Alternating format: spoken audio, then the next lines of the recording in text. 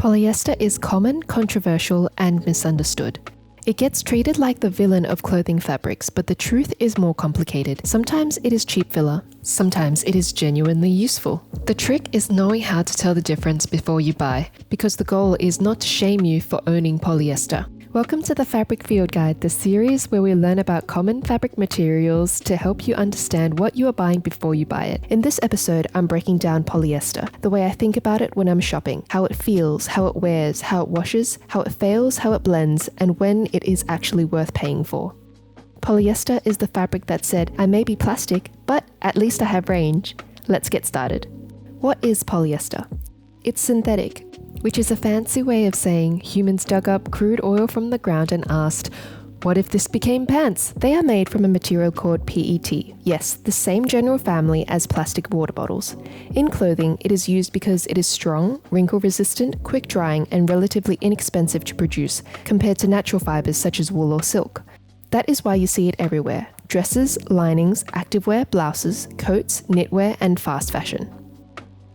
How does it feel? Polyester can vary a lot. Polyester can feel smooth, silky, plasticky, crisp, stretchy, brushed, fleece-like, or heavy, depending on how it is woven or knitted. It is a fiber that can be engineered into many different textures. It doesn't automatically feel cheap, but cheaper polyester often has a slippery, static-prone, or clammy feel. Compared with natural fibers, it is usually less breathable. How does it wear? Polyester usually resists wrinkles, holds shape well, dries quickly, can be durable, does not absorb much moisture, can trap heat and odor, can create static, can pill, especially in cheaper knits or blends. But not all polyester garments are created equal. In fast fashion, cheaper yarns, thinner fabrics, poor finishing, and rushed construction can make polyester look creased, crumpled, or tired, which weakens some of the reasons why people choose polyester in the first place. It can be practical. The problem is not always polyester itself. The problem is when polyester is used in a garment that is priced like a premium natural fiber piece.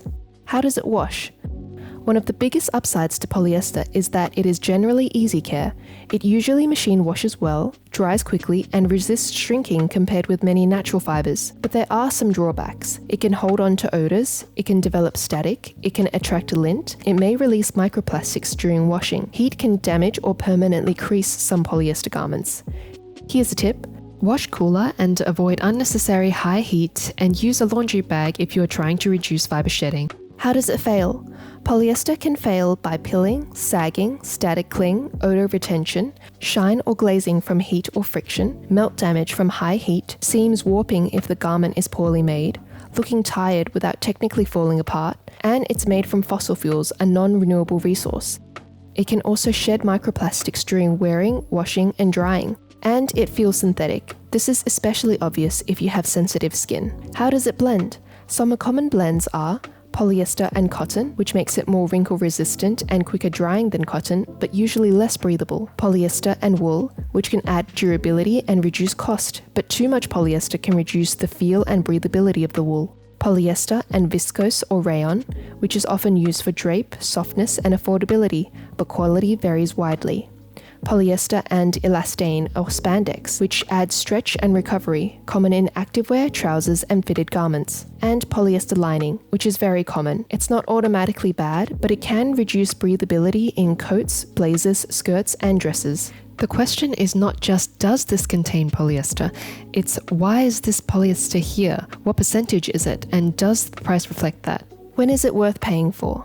Polyester might be worth paying for when it is activewear, it is outerwear that needs durability or weather resistance, it is pleated garments that need to hold shape, it is a small percentage in a blend that improves durability or stretch, it is second-hand and priced appropriately, the construction, fit, design, and use case justify it. Polyester is less worth paying premium prices for when it is a basic blouse, dress, or skirt priced like silk, wool, linen, or cotton. It is poorly sewn, it feels clammy or overly static prone, it pills before purchase. The brand is relying on marketing rather than material quality. It is 100% polyester but requires high maintenance care anyway. Polyester is not an automatic no, but it should make you ask more questions. What should you check on the label?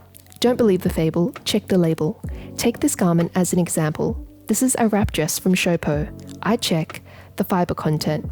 What is the garment actually made from? Look at the tag and identify the fibers listed. This is what you're actually paying for. Of course, you can guess this dress is polyester. Percentage. How much of each fiber is actually in the garment? We see this is 100% polyester. It's not a blend. Fabric feel. What does the fabric feel like in real life? The tag gives you information, but your hands give you context. This to me feels pretty thin. If you were to wear this, you'd need nude undergarments because it's very sheer. It's a little limp. It definitely wrinkles quite easily. The lining is smooth, but overall I would say it looks a little cheap. Without having looked at the label, I could probably guess it's polyester. Construction. How well is the garment made? This is separate from fabric. A garment can use a beautiful fiber and still be poorly constructed.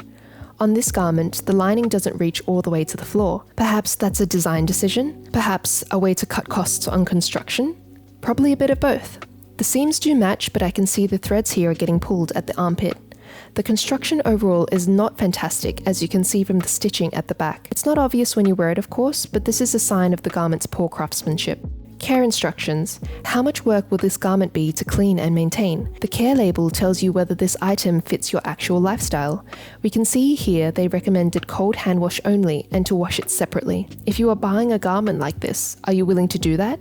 You can't just throw it into the washing machine with the rest of your clothes. Does it need more commitment than you're willing to provide? Price.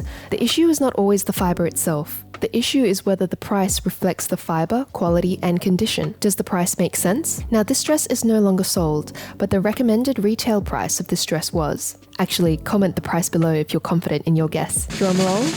It was $59.95 Australian dollars, or for our friends in the US, it's just over $41. Did you guess it right? Is that how much you'd be willing to pay? Perhaps you'd be more able to justify it if you found it for cheaper at the thrift store. Use case. What is this garment supposed to do in your life? It has to make sense for how you would actually wear it.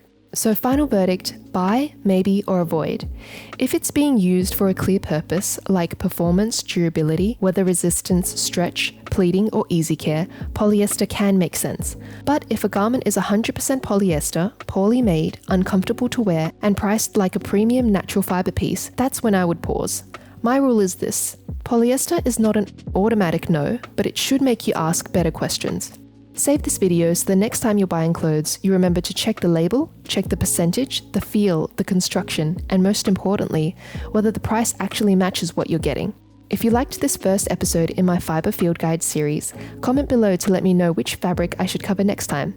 Thanks for watching and see you then.